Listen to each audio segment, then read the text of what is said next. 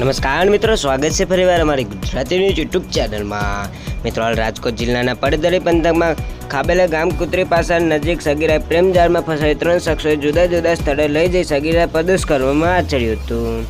આ બનાવની પરિવારજનોને જાણ થતાં જ અંગે પોલીસ ફરિયાદ નોંધાવવામાં પોલીસ 3 શખ્સો સામે પોક્સો અને દુષ્કર્મ કલમ હેઠળ ગુનો નોંધી આરોપીઓની ધરપકડ કરવામાં આગળની કાર્યવાહીમાં હાથ ધરવામાં આવી રહી છે। મિત્રો, આગળની તરફ તમને જણાવી દઈએ તો આ નરાધમ માટે આ બનાવ અંગેની જાણ થતાં મળતી માહિતી મુજબ પડદરી ખાંભેલા ગામ રહેતા સગીરા પિતાએ પોલીસના નોંધા ફરિયાદ મુજબ તારીખે મહેન્દ્રસિંહ રણજીતસિંહ જાડેજા, અજયસિંહ રણજીતસિંહ જાડેજા અને યશપાલસિંહ રસિકસિંહ જાડેજા નામ પર આવ્યા હતા।